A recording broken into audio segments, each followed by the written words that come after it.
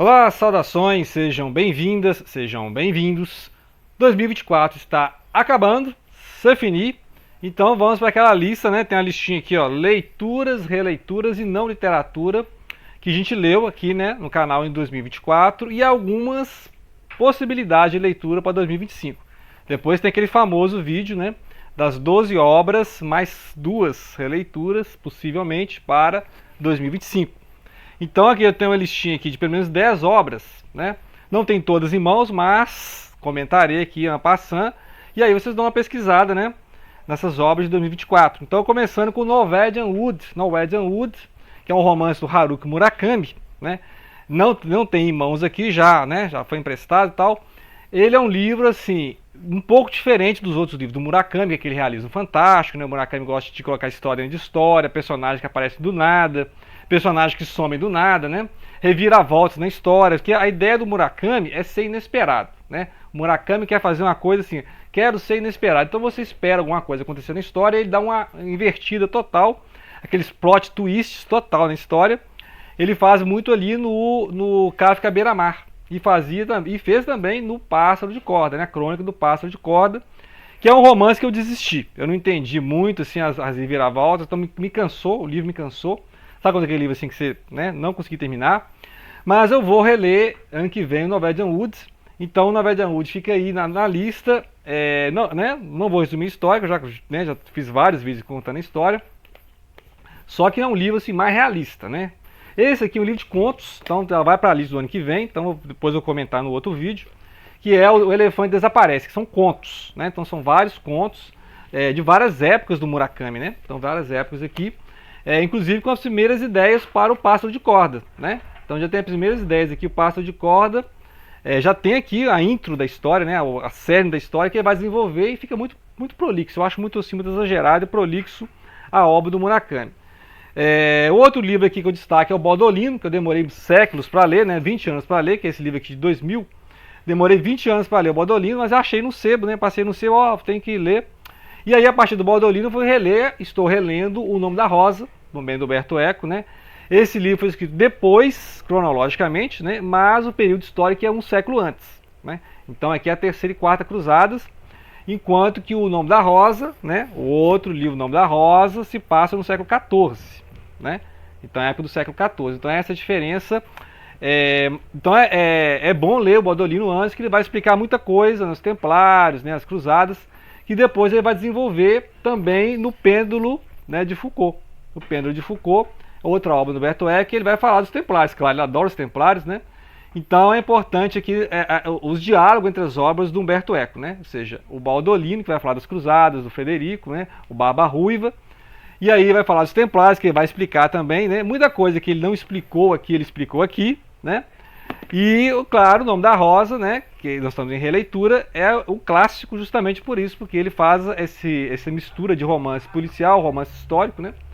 Então é um clássico aí do Umberto Eco. Uma outra obra de outra obra de um japonês, só que um japonês que vive na Inglaterra, é o Kazuo Ishiguro, né, que fez o Never Let Me Go, Never Let Me Go, que a tradução é Não Me Abandone Jamais. É um daqueles livros que eu não posso falar muito, que eu dou spoiler, né? Então é um livro assim, que acontece num colégio muito, né? Um colégio muito conceituado, né? Muito sério, assim, tudo ordenado. Então é aquele colégio britânico clássico. Só que você, ao ler a história, você vai conhecer mais detalhes sobre esse colégio. Colégio de quê? Colégio religioso, é um colégio ideológico, é de um partido. Aí você vai ter uma narrador, tem 30 anos, vai falar dessa juventude nessa escola e o que aconteceu depois com as pessoas que viveram nessa escola. Não posso falar muito, que eu dou spoiler, né? É um livro difícil de ler assim, mas é interessante que é uma distopia, né? É uma distopia, porque você acha assim, ó, que mundo perfeito, mas você vai vendo que, né? Outro destaque, literatura turca, né? Que eu não conhecia nada, literatura turca, Orhan Pamuk, né? Ganhou o Nobel de literatura. E aí eu passei justamente a ler o Orhan Pamuk, já li vários. Destaque para Istambul. Istambul, que é a antiga Constantinopla, né? A antiga Bizâncio, que fica ali na Ásia e Europa, e ela foi conquistada então pelos turcos otomanos, o Império Turco Otomano, e aí vem até o século XX, que agora a capital da Turquia é Ankara, né? Ankara, que fica lá no meio da Turquia. E aí Istambul é uma cidade clássica, cidade maravilhosa, né? E ele vai contar então a história da cidade, que eu adoro, né? Literatura sobre cidade, Orhan Pamuk vai contar a história da cidade de Istambul, né, o Império Otomano, a queda do Império Otomano ao longo do século XIX, né, e a própria história dele. Então é a história pessoal do Orhan Pamuk e a Istambul, né, que essa cidade fica ali no Bósforo, né. Então é impressionante que o transporte do Mar Negro, o Mar de Mármara e o Mar Mediterrâneo, né, então é imperdível. Vamos para releituras. Então a releitura eu reli esse ano Orlando, depois de 20 anos. Orlando é uma biografia imaginária, né, escrita pela Virginia Woolf, uma literatura britânica, né? E ela vai imaginar então um cidadão lá, um nobre inglês que vai atravessar assim, séculos, né, 3 séculos, 4 séculos, e ele vai nascer homem, né, Orlando, e depois vai virar mulher, né? Assim como a literatura britânica, porque isso é uma paródia com a literatura britânica, né? Então ela vai falar lá desde a época do Shakespeare, né? E aí vai seguindo até as autoras, né, ao longo do século XIX, século XX, até chegar na própria Virginia Woolf, né? Então você vai ter ali aquela época de transição da literatura inglesa, que é justamente no século XVIII para o XIX. Tem clássicos como, por exemplo, a Jane Austen, a Mary Shelley, né, as irmãs Bronte, né? Então é impressionante como é que ela faz essa releitura da literatura britânica ao longo das eras, né? Então é impressionante o que a Virginia Woolf faz, contando essa história do personagem marcante, né? Que é um personagem que muda, né? Assim, muda sem mudar, ou seja, atravessa séculos e é a mesma pessoa de 30, 40 anos, né? Outra, então, releitura é o clássico dos clássicos, que clássico junto com os irmãos Karamazov, é o Idiota, né? A obra romance do Fyodor Dostoiévski, que vai contar a história do cidadão meio quixotesco, né? Ou seja, um cidadão, assim, uma pessoa sincera, pura, ingênua, no mundo de pessoas cheias de interesses escusos, né? Todo mundo tem interesse em alguma coisa do outro. Todas as amizades escondem o interesse, né? Todas as amizades aqui têm algum interesse ou financeiro, ou amoroso, ou de status social, alguma coisa tem. E aí o idiota é o príncipe Mishkin, que ele é um autista, né? Se você for analisar hoje em dia pelos padrões de diagnóstico, é um autista, e ele é uma pessoa assim que é pura, conversa, é sincera, e todo mundo arruma um jeito de subir as costas dele, né? Então ele é, assim, é uma história complicadíssima, é um problema de família, um drama familiar, que o Dostoiévski leva às últimas consequências, o exagero mesmo que o Dostoiévski faz, e essa criação de personagens que ele é infalível, né? Então o Dostoiévski é aquele cara que cria personagens infalível mesmo. Outra obra brasileira que é o Incidente em Antares, do Érico Veríssimo, né, que é aquela história meio zumbi, meio apocalipse zumbi, é um romance histórico, vai contar a história do Rio Grande do Sul e ao mesmo tempo uma cidadezinha em que tem a greve dos coveiros, e aí os mortos ficam lá sem enterrar, os mortos saem do caixão e vai contar os podres da população, né? E aí é meio zumbi Walking Dead, se os mortos andando pela rua, né? Imperdível, realismo mágico, né? Bem ao estilo, aquele recorte social que o Érico Veríssimo faz. A Maçã no Escuro, romance da Clarice Lispector, também 20 anos depois eu fui reler, que é uma obra assim, que tem personagens marcantes e ela vai desenvolver a relação dos personagens. Não acontece nada a não ser a relação entre os personagens, né? Então, assim, não tem grandes plot twists, né? Não acontece grandes conspirações universais, é apenas a relação das pessoas. Então chega o cidadão fugindo da polícia, chega no sítio, tem 2 irmãs, e vai explorar a relação dele com as irmãs, entre os outros trabalhadores do sítio, né? E o personagem é o Martim, né? Ou seja, que crime ele cometeu, por que ele está fugindo, e aí os problemas psicológicos mesmo de relação, que ele é um cara introvertido, e como é que ele vai dialogar com os outros personagens da história, né? Outro que eu reli depois de 20 anos, época de releitura, né? É o Assassinato no Expresso do Oriente, da Agatha Christie, mestre, né, do suspense, do mistério, da história de detetive. E aqui tem o Hercule Poirot, né? Hercule Poirot, que é um belga, o pessoal acha que é francês, né? E aí ele vai desvendar um verdadeiro quebra-cabeça, que esse livro é um verdadeiro quebra-cabeça, né? Inclusive aqui você vai montando uma peça, né? Um tabuleiro de xadrez, que aqui você tem um trem, o Expresso do Oriente, atravessa ali de Istambul até o litoral da França. E aí você tem vários passageiros, tem a disposição dos quartos deles aqui, né, na cabine do vagão.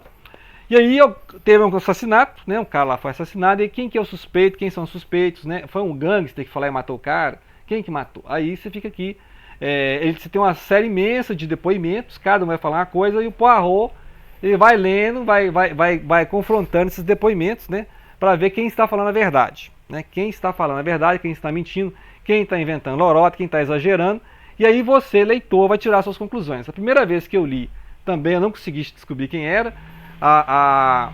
Então, além do Assassinato no Expresso do Oriente, para o ano que vem eu vou ler aqui, ó, A Noite das Bruxas, né? Noite das Bruxas, a outra obra da Agatha Christie, sendo adaptada para o cinema. Só que quem viu o filme não gostou muito, né? Quem viu o filme não gostou muito, que é levemente baseado na obra. Não li a obra, né?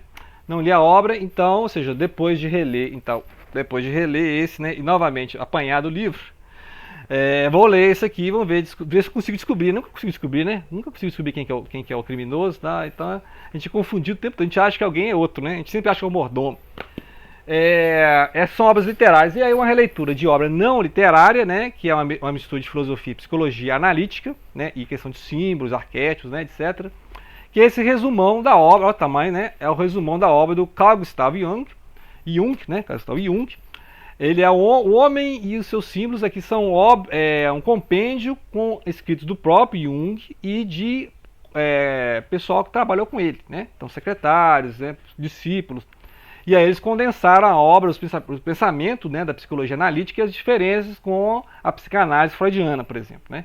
Então você sabe que o Jung era um discípulo do Freud e teve ali umas diferenças, por exemplo, porque o Jung tinha preocupações com os fenômenos religiosos, analisar pragmaticamente, né, o que era religião, o que era a fé, e esses fenômenos chamados sobrenaturais, paranormais, etc.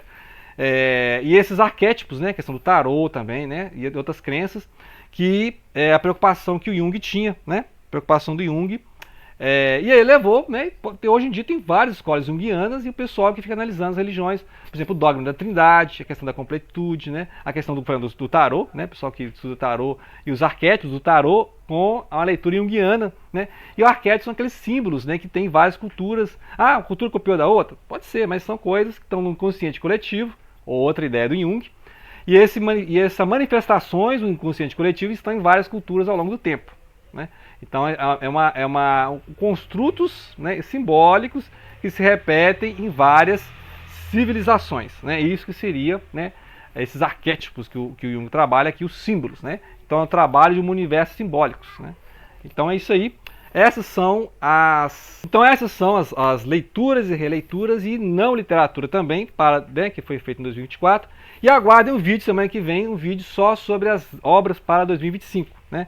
12 mais 4 obras, incluindo leituras e releituras para 2025 aqui no Leitura Literatura Agora. Obrigado pela atenção, não deixem de compartilhar.